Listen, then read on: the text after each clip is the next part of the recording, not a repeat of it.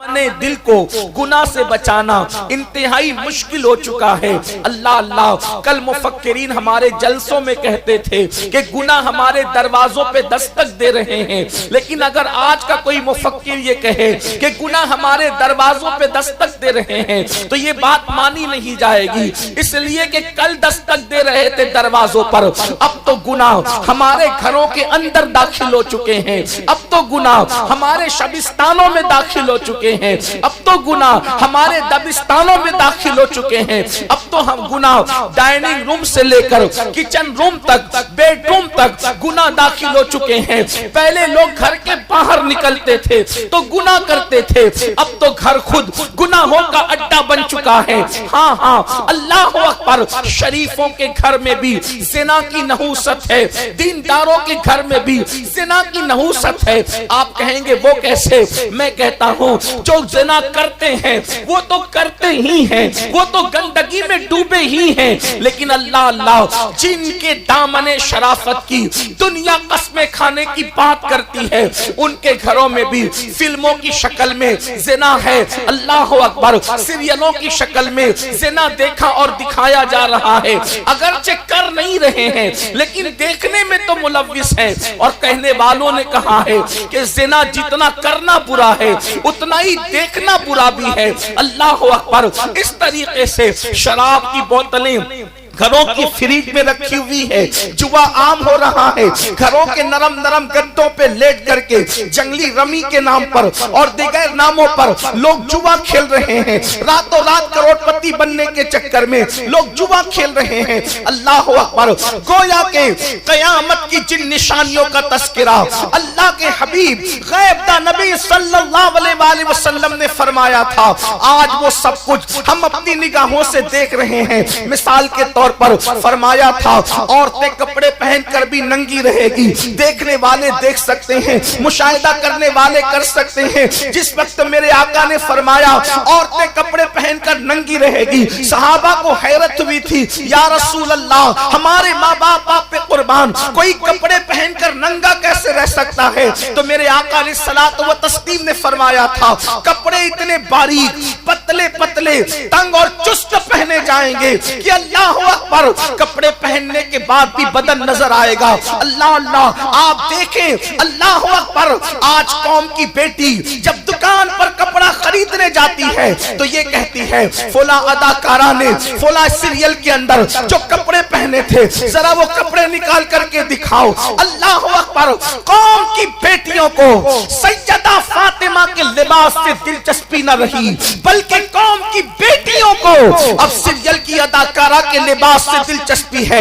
اللہ اکبر، فرمایا تھا میرے آقا صلی اللہ علیہ وآلہ وسلم نے کہ اللہ اکبر، گھر گھر زناکاری عام ہو جائے گی، گھر گھر میوزک عام ہو جائے گی، گھر گھر سے گانے اور غزلوں کی آواز آئے گی۔ میرے آقا علیہ الصلوۃ والتسلیم نے فرمایا مسجدیں ویران ہوگی۔ میرے آقا علیہ الصلوۃ والتسلیم نے فرمایا قرآن کو مزین کیا جائے گا لیکن دین کا صرف نام رہ جائے گا۔ میرے آقا علیہ الصلوۃ والتسلیم نے فرمایا اسی مجمع میں آپ دیکھ سکتے قیامت کی نشانیوں میں سے ایک نشانی، اللہ کے رسول علیہ السلام نے فرمایا لوگ دین سننے کے لیے جمع ہوں گے لیکن لوگ دین پر عمل کرنے کے لیے جمع نہیں ہوں گے۔ آپ دیکھ لیں لوگ ہزاروں کی تعداد میں جلسے میں آتے ہیں، ہم خوش ہوتے ہیں ہزاروں آ گئے، یاد رکھنا یہ سر سیاسی جلسوں میں گنے جاتے ہیں، مذہبی جلسوں میں سر نہیں بلکہ دل دیکھے جاتے ہیں۔ واللہ ہمارے کلیجے اس وقت تک ٹھنڈے نہیں ہوں گے جب تک یہ مجمع جو جلسہ سننے آیا ہے، جب یہ فجر کی نماز میں یہی مجمع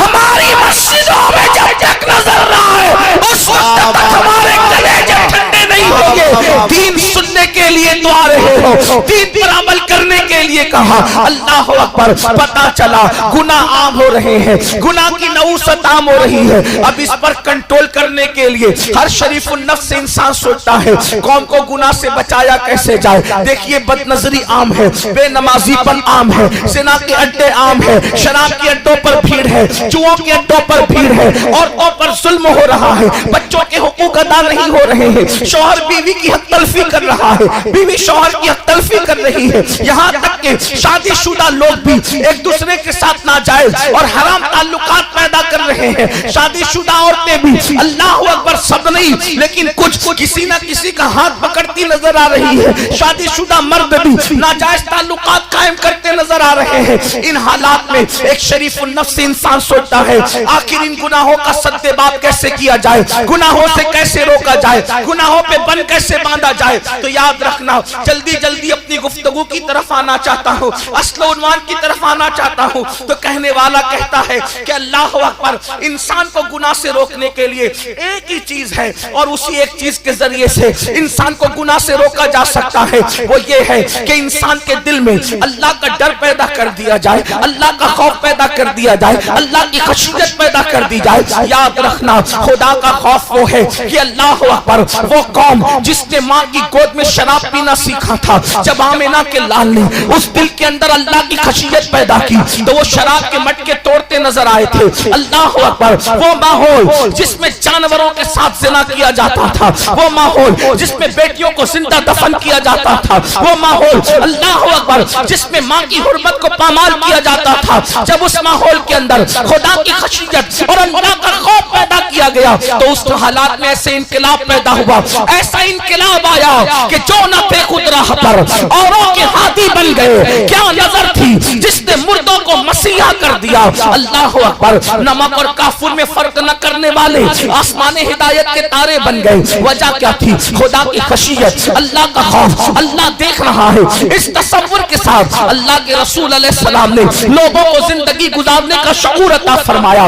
پتہ چلا اللہ کا خوف جس دل میں پیدا ہوتا ہے, خدا کی خشیت جن کے دلوں کے اندر پیدا ہوتی ہے, وہ انسان گناہ چھوڑ دیتا ہے. جب دل میں اللہ کا خوف پیدا ہوگا انسان ناپ تول میں کمی نہیں کرے گا. جب دل میں اللہ کا خوف پیدا ہوگا تو اللہ سے ڈرنے والا کسی پر بد نظری اور بد نگاہی نہیں کرے گا, اس لیے کہ اس کو معلوم ہوگا کہ اللہ اکبر, میرے رب کا فرمان ہے کہ جو آنکھیں پاپ کی نظر سے کسی عورت کو دیکھتی ہے ان آنکھوں کے اندر جہنم کی آگ کی سلاخیں ڈالی جائے گی. تو ایک انسان سوچتا ہے جب میری آنکھیں اللہ اکبر, میری آنکھیں چھوٹا سا تنکا برداشت کرنے کے لیے تیار نہیں, میری آنکھیں چھوٹا سا کنکر برداشت کرنے کے لیے تیار نہیں, حتیٰ کہ اگر گھر میں خاتون پیاز کاٹ رہی ہو تو پیاز کے ننھے ننھے ذرات جب کسی آنکھ کے اندر جاتے ہیں تو وہ ننھے سے ذرات آنکھ ہماری برداشت نہیں کر پاتی. لیکن سچے سچے رسول نے فرمایا,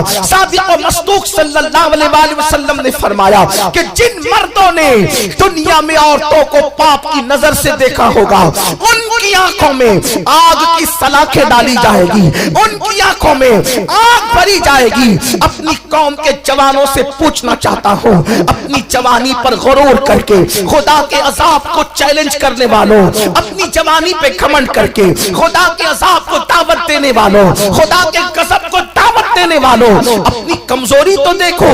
ننھا سا تنکا اپنے گھر کا اڑ کر کے اگر آنکھوں میں آئے تو ہماری آنکھ اس کو برداشت نہیں کر سکتی. پیاس کے ننھے ننھے ذرات ہماری آنکھ اس کو برداشت نہیں کر سکتی. وہ پیاس کہ کتنی کھا کے ہضم کر گئے اس کا حساب ہمارے پاس نہیں ہے, اس کا ذرات برداشت نہیں کر سکتی. تو دنیا کی آگ سے 70 درجہ زیادہ جو جہنم کی آگ ہے, جب اس کی سلاخیں کسی عورت کو پاپ کی نظر سے دیکھنے کی بنیاد پر آنکھوں میں ڈالی جائے گی, اس وقت ہمارا کیا بنے گا, اس وقت ہمارا انجام کیا ہوگا. یاد رکھنا اگر یہ بات کوئی مولوی کہہ دیتے تو لوگ کہتے مولوی لوگوں کی تو عادت ہے ڈرانے کی. اگر کوئی سیاسی لیڈر کہتا تو لوگ اس کا مذاق اڑا سکتے تھے, مگر واللہ یہ مولوی نے نہیں بلکہ مولا نے فرمایا ہے, مالک کو مولا نے فرمایا ہے, مالک کے حبیب نے فرمایا ہے, غیب دا نبی نے فرمایا ہے, مصطفیٰ جان رحمت نے فرمایا ہے, اور ذات نے فرمایا جس نے اپنی زبان سے اپنی طبیعت کے مطابق کبھی کلام نہیں کیا بلکہ ان کی شان یہ ہے وما ينطق عن الهوى ان هو الا وحی یوحی, وہ اپنی مرضی سے نہیں بولتے, زبان ان کی ہوتی ہے, کلام خداوند قدوس کا ہوتا ہے. ہے, اللہ اکبر, وہ رسول فرما رہے ہیں, وہ شفیع المذنبین فرما رہے ہیں, وہ امت کے غمگسار فرما رہے ہیں. اللہ اکبر. اب تھوڑا یہاں تصور کرو میرے آقا علیہ الصلوۃ والتسلیم کے دیوانوں, میری قوم کے جوانوں, تھوڑا تصور کرو, تھوڑا غور کرو. لوگ کہتے ہیں مسلمان خود غرض ہو گیا, میں کہتا ہوں اللہ کرے مسلمان خود غرض ہو جائے. میں کہتا ہوں مسلمان سیلفش تو ہو جائے, کیونکہ خود غرض اس کو کہتے ہیں جو اپنا صرف سوچتا ہے, کسی اور کا نہیں سوچتا. میں کہتا ہوں یہ اتنے نادان ہے کہ یہ خود غرض بھی نہیں, کیونکہ اگر یہ اپنا سوچتے اپنا تو یہ ضرور سوچتے کہ ہم نماز چھوڑ کر کے جہنم کی آگ میں جلنے جا رہے ہیں, ہم کسی عورت پر پاپ کی نظر ڈال کر اپنی آنکھوں کو عذاب کی دہانے پر لے کر کے جا رہے ہیں. ذرا سوچو تو صحیح, اقبال نے کہا تھا اپنے من میں ڈوب کر پاجا سراغ زندگی, اپنے من میں ڈوب کر پاجا سراغ زندگی. تو اگر میرا نہیں بنتا نہ بن, تو اگر میرا نہیں بنتا نہ بن, اپنا تو بن جاؤ نا خود غرض, اپنی آخرت کا سوچنے لگ جاؤ, اس اعتبار سے خود غرض بن جاؤ, اپنی آخرت کی فکر کرنے لگ جاؤ, اس اعتبار سے خود غرض بن جاؤ. لیکن میرے قوم کے بھولے پن کا عالم کیا ہے کہ یہ اپنے آپ کی نہ بن سکی, یہ خود غرض بھی نہ ہو سکی. کتنی بھولی ہے میری قوم, میری قوم کے جوانوں, تھوڑا تصور کرو, تھوڑا غور کرو. آقا کیا فرما رہے ہیں, کسی عورت پر پاپ کی نظر ڈالی تو آنکھوں میں آگ کی سلاخیں ڈالی جائے گی. اب آپ سے پوچھتا ہوں, یعنی عورت نے دوپٹہ اوڑھ رکھا تھا, عورت نے پورے کپڑے پہن رکھے تھے, اور تم نے اس کو پاپ کی نظر سے دیکھا تو آنکھوں میں آگ کی سلاخیں ڈالی جائے گی. اور جو ہیروئن کو ننگا ناچتے ہوئے فلموں میں دیکھتے ہیں ان پر عذاب کا عالم کیا ہوگا. اللہ اکبر. جو ہیرو اور ہیروئن کا زنا دیکھتے ہیں, اللہ اکبر, آج سب سے زیادہ سپر ہٹ فلم وہ ہوتی ہے اللہ اللہ جس کے اندر گندے مناظر جتنے زیادہ ہوتے ہیں. پوچھنا چاہتا ہوں, آئے عاشقان رسول, ابھی یہاں اگر کوئی مقرر کہتے قبر میں رسول اللہ کا دیدار ہوگا, میدان محشر میں رسول اللہ کا دیدار ہوگا, تو پوری مجلس ناروں سے گونج جائے گی. لیکن ایک سوال کرتا ہوں, کیا ہمت لائے ہو آپ دنیا کے اندر جن آنکھوں سے زنا کے مناظر دیکھ رہے ہو, جن آنکھوں سے رات کے 3 بجے تک گدوں پر لیٹ کر, نرم نرم گدوں پہ لیٹ کر ہیرو ہیروئن کا زنا دیکھ رہے ہو, انہی آنکھوں سے رسول اللہ کو دیکھو گے, انہی آنکھوں سے آقا کا دیدار کرو گے, اور کیسے کرو گے. اللہ اکبر. شرم نہیں آتی, سوچتے نہیں. یاد رکھنا خدا بند قدوس کی غیرت کا یہ عالم ہے, جن آنکھوں نے پاپ دیکھا ہوگا خدا ان آنکھوں کو محبوب کا دیدار نصیب نہیں فرمائے گا.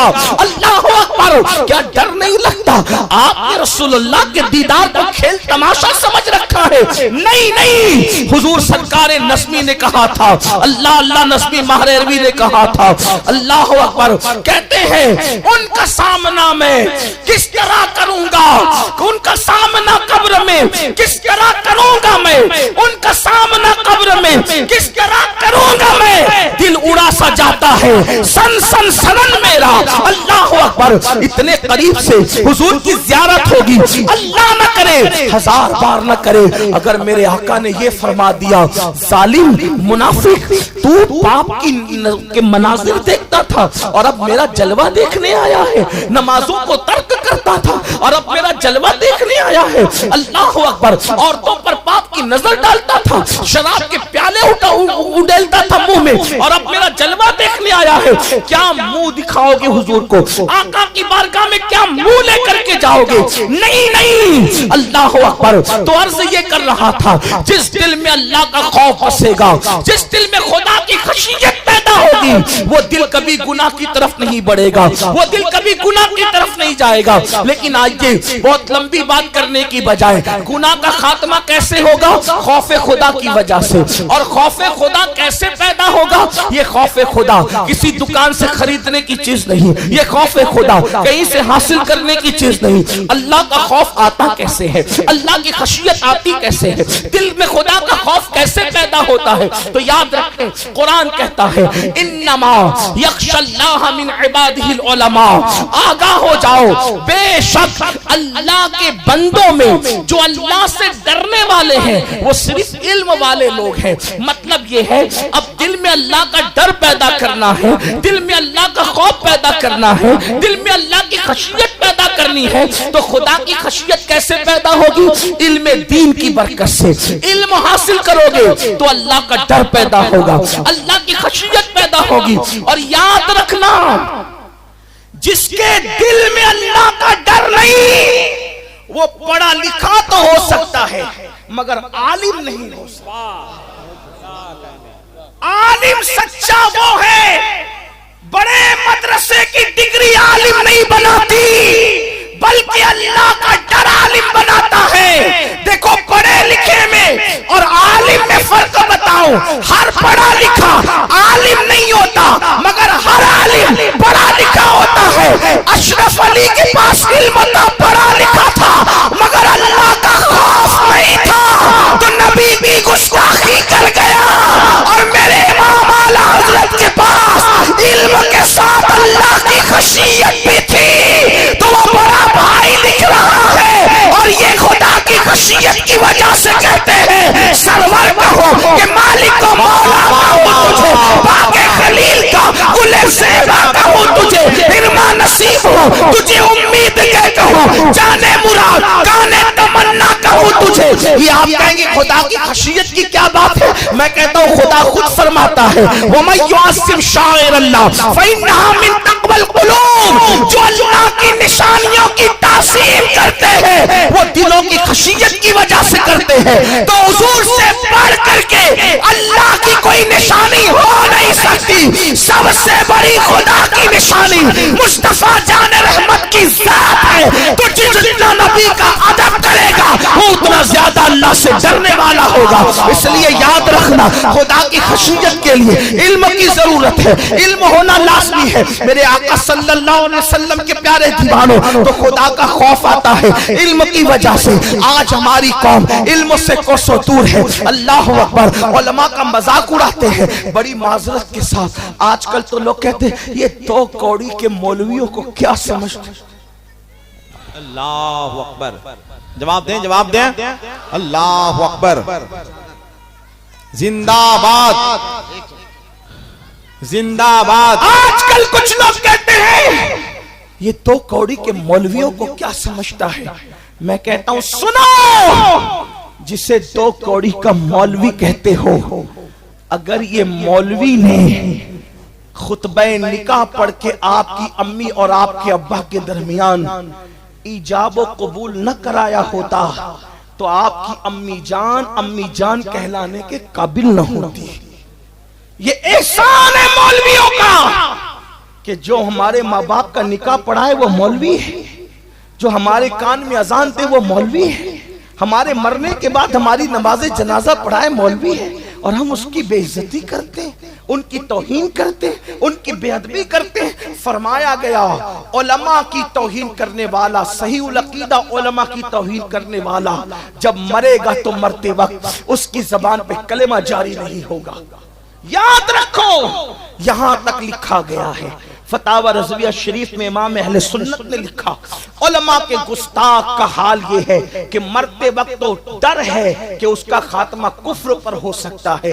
اس لیے اے اللہ کے بندو، علماء کی توہین نہ کرو، علم کی توہین نہ کرو، علم کی طرف آؤ، علم سے کوسوں دور ہو۔ یاد رکھنا یہ مدارس آج جس کے جلسے میں آئے ہو، اللہ اللہ، یہ مدارس میں سے ایک مدرسہ ہے۔ جب تک کہ مدارس زندہ ہیں اس وقت تک اپنا دین زندہ ہے۔ بڑی معذرت کے ساتھ ہمارا حال یہ ہے، ہم لوگ اللہ اکبر شادی پر لاکھوں روپے تو خرچ کرتے ہیں لیکن تعلیم پر لاکھوں روپے خرچ نہیں کرتے۔ ہمارا حال یہ ہے، ہم اپنے پیر کی قبر پر 1 لاکھ کی چادر تو چڑھا سکتے ہیں مگر اتنی رقم ہم مدرسوں میں دینے کا حوصلہ نہیں رکھتے۔ کچھ لوگ اس کا غلط مفہوم لیتے ہیں، یار مولوی لوگ چادر چڑھانے کے مخالف ہیں۔ میں نے کہا مولوی چادر چڑھانے کا مخالف نہیں بلکہ مولوی کا نظریہ یہ ہے 1 لاکھ کی چادر کی ضرورت میرے پیر کو بعد وصال سوال نہیں ہے، اس لیے کہ اگر وہ سچا پیر ہے تو اس کی قبر جنت کے باغوں میں سے باغ ہے، خدا نے اس کو جنت کا وہ حلہ پہنا دیا ہے کہ اب میری چادر کی، لاکھ کی چادر کی اس کو ضرورت نہیں ہے۔ میں یہ نہیں کہتا نہ چڑھاؤ، لیکن 100 روپے کی چڑھا دو، 1000 کی چڑھا دو، 99,000 روپے جو ہے اپنے مرشد کے نام سے کسی مدرسے میں دے دو، تعلیم کے نام پہ دے دو۔ کوئی بیوہ کا بچہ اگر اسکول میں فیس نہیں بھر سکتا اس کے لیے لگا دو، کوئی کالج نہیں جا سکتا اس کے لیے لگا دو۔ یاد رکھنا، ہم جس طرح دینی تعلیم کی تائید کرتے ہیں اور آپ کو ترغیب دیتے ہیں، اسی طرح دنیاوی تعلیم کے لیے بھی کہتے ہیں اپنے بچوں کو ڈاکٹر بناؤ، انجینئر بناؤ، IAS بناؤ، IPS بناؤ، آپ اپنے بچوں کو آگے بڑھاؤ، اس لیے کہ یاد رکھنا علم کے اصل وارث تم ہو، مصطفیٰ جان رحمت کے کلمہ پڑھنے والوں، علم کے اصل حقدار تم ہو، علم تمہاری میراث ہے، حکمت تمہاری میراث ہے۔ لیکن افسوس آج میری قوم کا حال یہ ہے، غربت کا بہانہ لے کر لوگ علم سے کوسوں دور جا رہے ہیں۔ میں اپنی بہنوں کی توجہ چاہتا ہوں، عورتیں بڑی آسانی سے کہہ دیتے ہیں بچے کو 16 سال کا کر دیا، اب وہ دلی جا کے مزدوری کرے، اب ہمیں پالے، وہ کلکتہ جا کر مزدوری کرے، اب ہمیں پالے، وہ ممبئی جا کر مزدوری کرے، اب ہمیں پالے۔ میں عرض یہ کرنا چاہتا ہوں میری بہنوں، یاد رکھو اپنے بچے کو تھوڑی سی محنت کر کے پڑھا دو، اپنے بچوں کو، اپنے بھائیوں سے کہتا ہوں تھوڑی سی محنت کر کے پڑھا دو۔ ہمارے ماہرہ کے سرکاروں نے ایک اعلان کیا تھا اور نعرہ دیا تھا آدھی روٹی کھانا پڑے تو کھاؤ لیکن اپنے بچوں کو پڑھاؤ۔ میرے آقا صلی اللہ علیہ وسلم کے دیوانوں، صرف 10 سال اگر ہم اپنے بچے پر تعلیم کے حوالے سے محنت کرتے ہیں، چاہے مدرسے کی تعلیم ہو چاہے اسکول کی تعلیم ہو، اور آپ سے کہتا ہوں اگر اسکول کالج کی تعلیم دلاؤ تو دین کی تعلیم ساتھ میں ضرور دلانا۔ اس کی وجہ یہ ہے کہ اصل علم جو ہے وہ علم دین ہے۔ اگر علم دین کے ساتھ دنیاوی تعلیم دلاؤ گے تو بچہ تمہارا وفادار رہ جائے گا، ورنہ ممکن نہیں ہے۔ اس کو اچھی طرح یاد رکھنا، اپنے بچوں کو کچھ بھی بناؤ مگر پہلے ان کو مسلمان بناؤ، ان کو عاشق رسول بناؤ، ان کو دیندار بناؤ، ان کو کلمے کا صحیح جو ہے وہ کی معرفت عطا کرو۔ اللہ اکبر! یہ کیا ہو گیا آج کل پیسے کی لالچ میں چھوٹے چھوٹے بچوں کو